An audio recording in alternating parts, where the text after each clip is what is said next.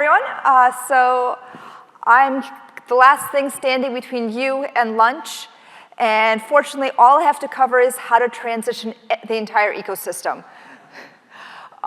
More seriously, we've covered a lot of the ideas here. I'm really excited to have seen the Google team and the Ledger team because honestly, we're all dealing with the same problem from just different angles. So this work is based on actually the collected work of a lot of people across Circle, some of whom are here today. Hey, teammates, raise your hands. All right, so thank you. So Circle is truly in a unique position. So first of all, we have a stablecoin smart contract deployed on over 30 blockchains, which means we are very much at the mercy of whichever transaction signatures they choose to secure their blockchain. That's what we have to support.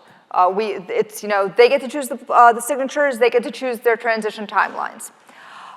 We are enterprise service providers. We have Circle Payment Network, we have nano payments, you name it, which means we have a really broad and deep infrastructure stack, plus a unique custody situation where we have high-frequency hot wallets doing 70,000 transactions per day. We also have to deal with cold storage and custody for pretty complicated, high-risk situations. And finally, we have our own blockchain Arc, which is now in testnet, which means on one hand, we control the whole stack, yay! But we are also, our customers need to have the wallets, which means both hardware and software support to be able to use our blockchain, so we can't just go and invent our own signature scheme and tell everyone to use it.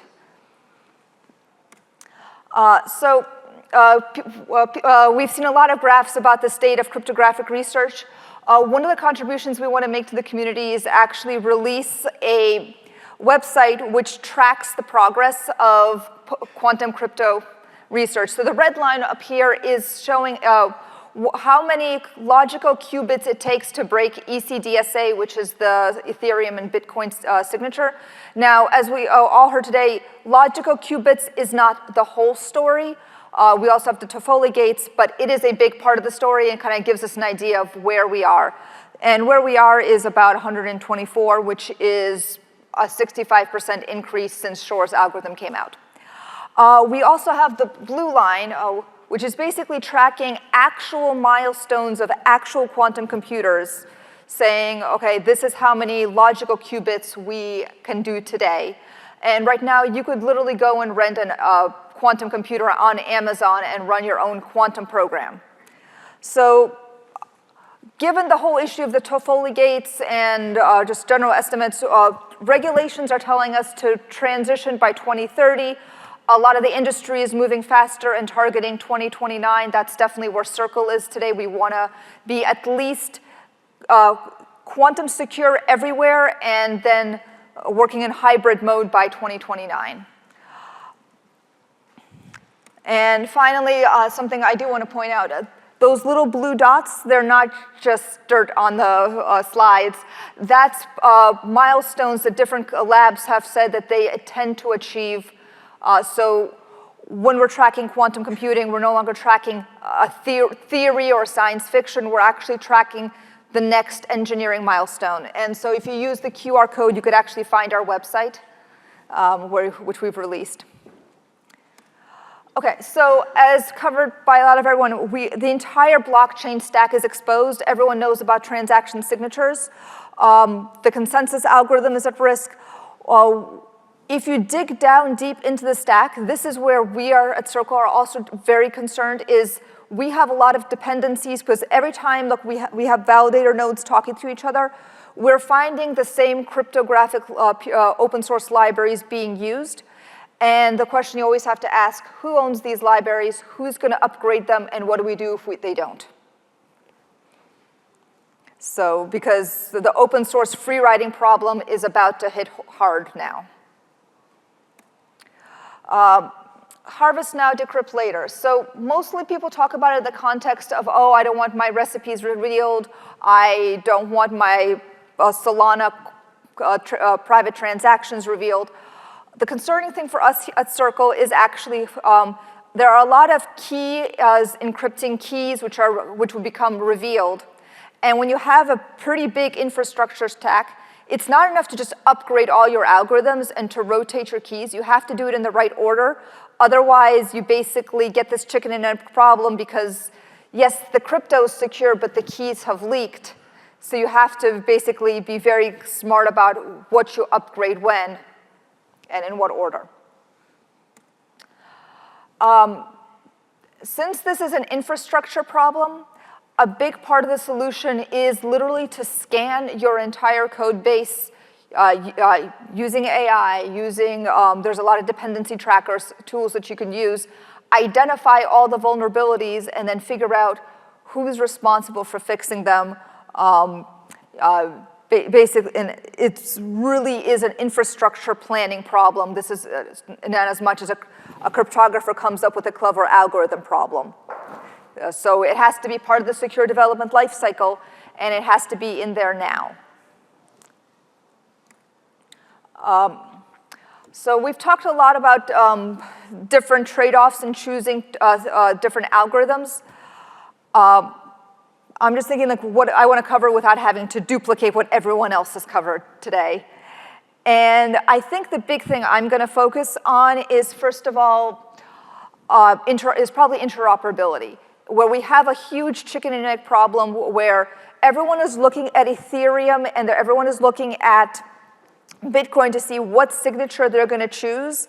And actually, I know Ethereum has recently switched. They used to be talking about Falcon. Now they're talking about 4s plus C. Who here has ever heard of 4s plus C?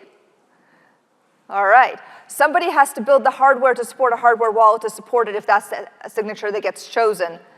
And so interoperability with hardware, with software wallets, it's no good to have, once again, be secure if no one could actually use your system. Interoperability with the ecosystem. If you're a smaller blockchain, you're probably going to be counting on tools developed for the bigger blockchain to work with your system.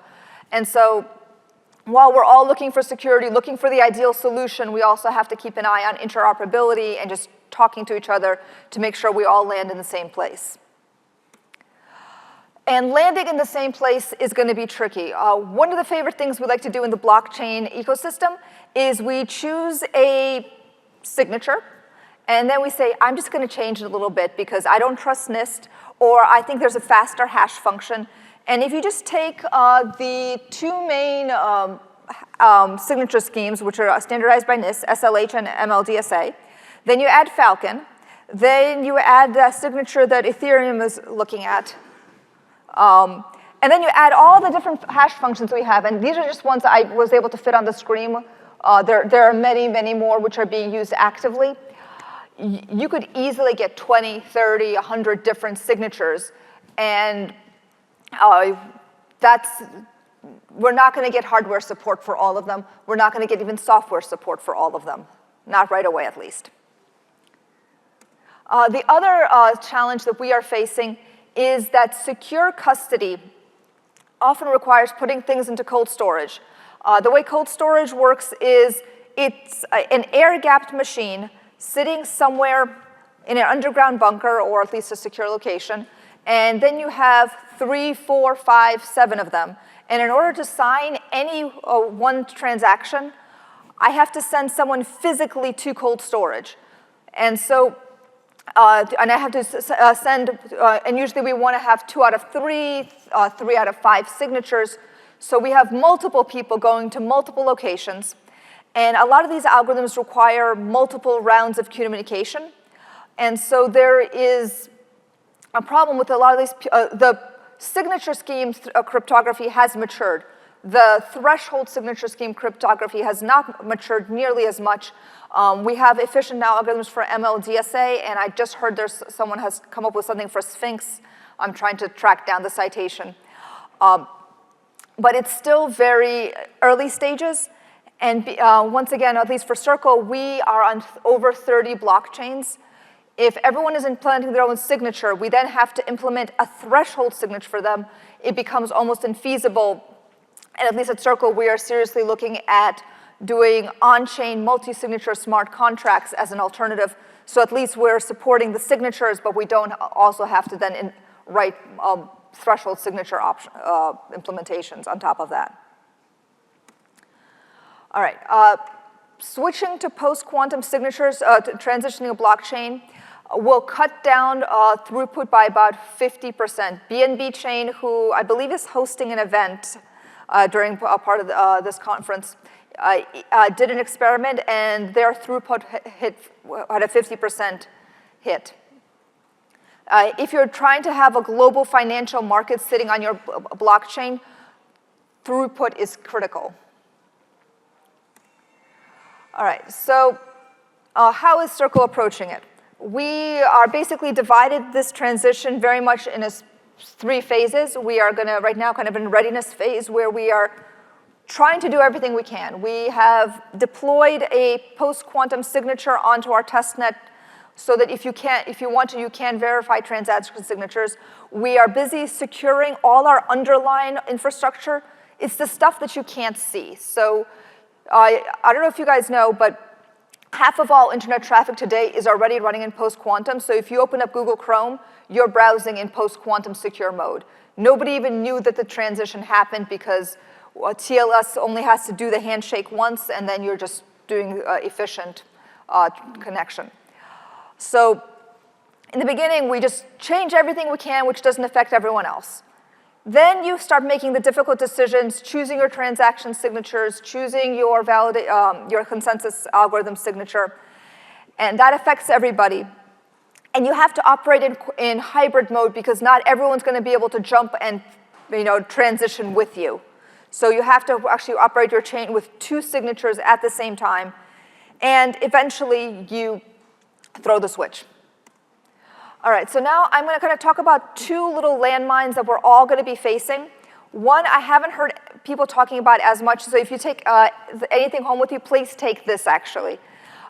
Almost every single smart contract, every single blockchain has a function called EC recover that some smart contracts can use.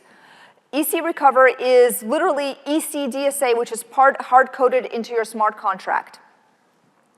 And it's used for things like EIP 7112, permit, transfer with authorization, all the cool gasless transaction protocols that blockchain developers love to do. Every single one of them is vulnerable, and if your smart contract is not upgradable, you're stuck with it. And so as blockchain developers, we actually now have to fix this for you. And this is something every single blockchain needs to address. Circle actually has a proposal where ECDSA is a 65-bit signature.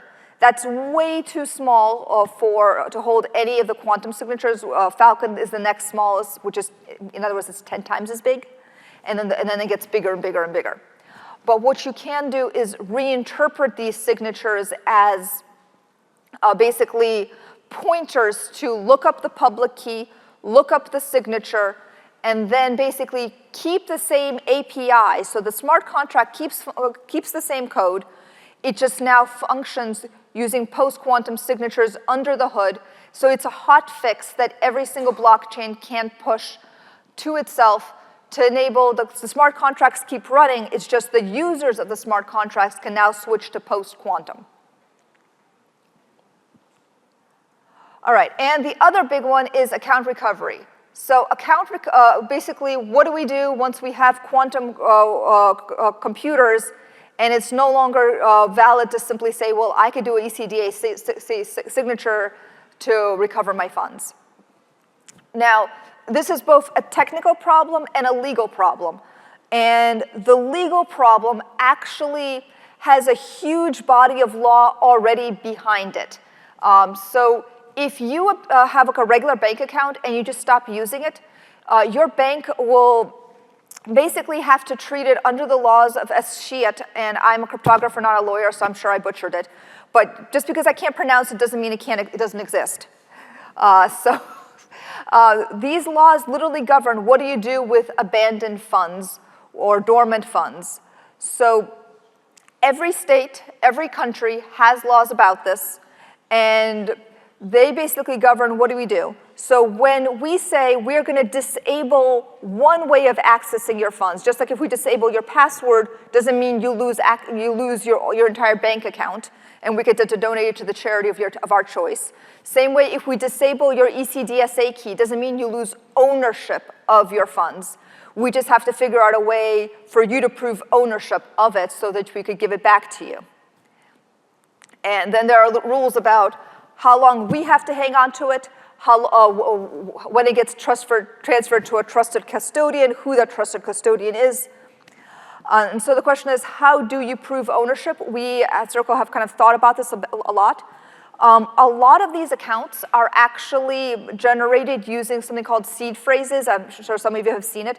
And what happens, you take your seed phrase, mangle it with a hash function, and then generate your public and private key pair. That means that if you have the seed phrase and you've kept it secret, you actually have a post-quantum secure secret that if you could prove knowledge of it, we can guarantee that you actually own this public and private key. And we could use T's, we could use ZK Starks to help you prove it. So I'm hoping that, as we get closer to this transition, we start developing these tools to make it possible for people to recover their lost funds. And I'm also hoping that most of you just moved your funds so we don't have to go through this. So anyway, this is my talk. Thank you very much.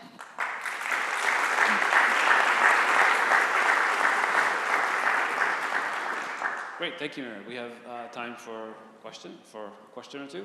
Anybody has any questions?